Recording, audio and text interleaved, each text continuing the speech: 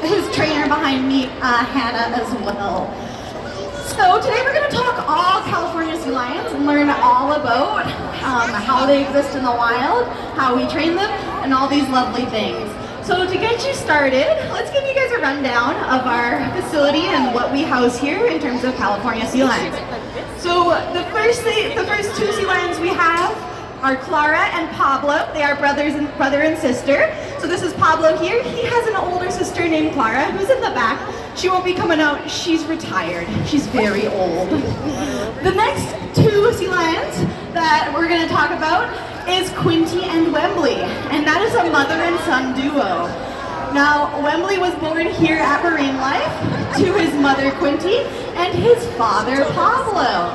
So Pablo is in fact a father, which is really cool.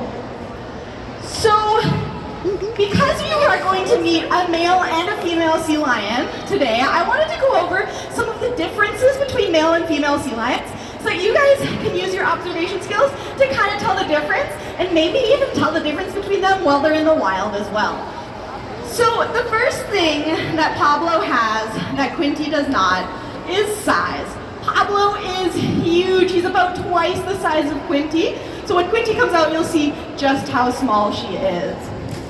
The next thing that Pablo has is a little bump on the top of his head called a sagittal crest. Now that's a pretty big scientific word, but I'm going to break it down for you guys. Looks like Pablo's breaking it down for you guys too. Now that bump on the top of his head, it holds all of his jaw muscles. So the bigger that bump, the bigger the bite, or the stronger the bite, and the smaller the bump, the weaker the bite.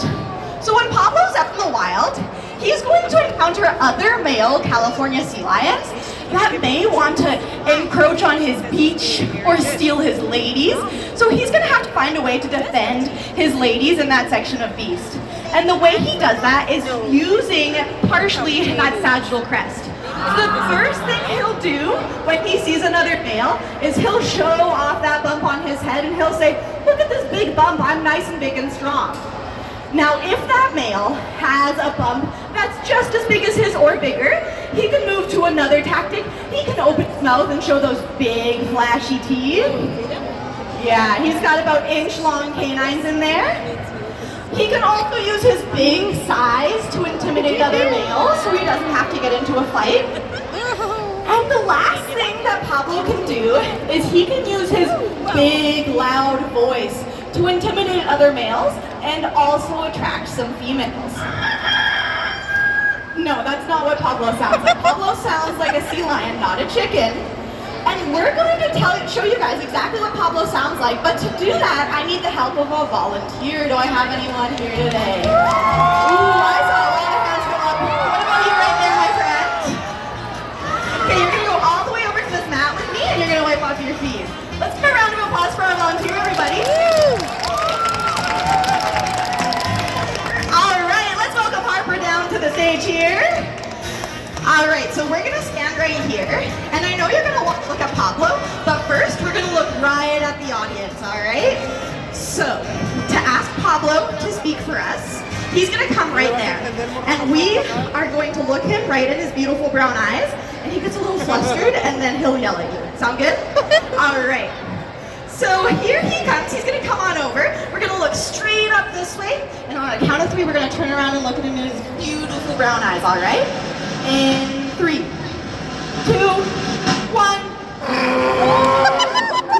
Wow, let's give a round of applause. Was that loud? All right, friend, you can head back to your family there. Thank you so much. So that is what a male California sea lion sounds like.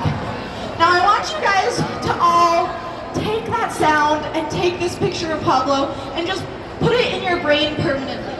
Because soon we're going to bring out Quinty, and you guys will be able to tell all the differences between male and female sea lions. Before that happens though, I do have a really important question for you guys. Have you guys been enjoying the seal show today? Yeah. Alright everybody, I have a special guest at the show today. This is my sister. Do you want to tell them why you have not been enjoying the seal show today? We haven't been watching seals, so I kind of tricked you guys. I give my deepest apologies, my sincerest apologies. Pablo is not a seal. He is a sea lion. So we're gonna go over the differences, and I'm gonna make it so you guys never make the mistake again, even though I did trick you once again, sorry. So the first thing that we can look at on a sea lion, so that we can tell that he is a sea lion and not a seal, is he's got really itty bitty ears on the side of his head. So I don't know if you guys who are sitting nice and close here can see his little ears, but we call them Tootsie Rolls here because they look like little Tootsie Rolls on the side of his face. And those ears are actually particular to sea lions. A sea lion will have external ears, just like you and me, these little flappy things. A seal will actually just have holes on their head covered in fur. They won't have any visual ears that you can see flopping along the side of their head. Here he comes. Look at those beautiful ears. Now the next thing that we can see very well on Pablo is we can see some nice, big, beautiful fore flippers. And I think he's gonna come down front again and show us those beautiful fore flippers. Oh, he has to get some fish first. Very important. All right, here he comes. Look at how he moves on those big, beautiful fore flippers. Oh, look at that. So those floor flippers help him move around really well on land. If Pablo were to be a seal, he would have teeny tiny little chicken wing fore flippers. So if he were to be moving around, he'd be moving around more like an inchworm on his belly than like, well, he's moving around, there he goes. Then with all four flippers. You can see he uses those hips there to actually jump up. It's very interesting how different a seal moves from a sea lion. Now, I do believe that Pablo is a little bit of an impressionist. We've been working on his impressions a lot, and he actually has a really good impression of a seal. Do you guys want to see it? Yeah? All right, all right.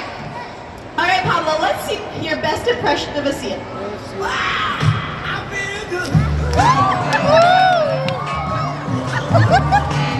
is that?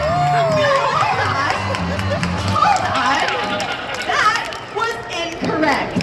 Hold on. Do you guys think that's what a seal moves like? Do they just twirl around all the time? I mean, they probably could, but that's not how they move. So here, I'm gonna give you guys a little hint because I think you guys need the help. They move around like a little inchworm. Can you guys all show me an inchworm and see if you can help me show this to Hannah and Pablo? Get it through their big skulls. All right, you guys got it. You guys got it? Oh, he might have it. I don't know, can't promise anything. But let's try it one more time with an even bigger round of applause this time, guys.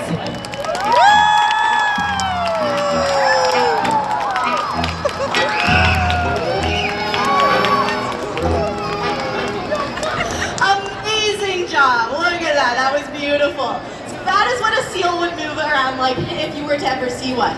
So now I'm going to ask you the same question again, but I want you to listen very carefully. Have you guys enjoyed the seal show today? No, boo, seal show, boo. All right, now, have you guys enjoyed the sea lion show? Amazing, amazing. Now, I did promise you that we would be bringing out another sea lion named Quinty, so we're actually going to go do that now. So, if all of you guys want to join me in giving Pablo one last nice big goodbye before he heads to the bed.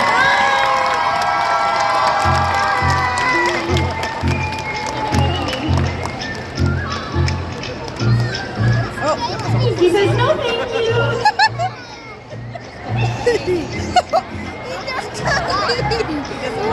He doesn't want to go in. All right, well, we were going to talk about this a little bit later, but let's talk about training.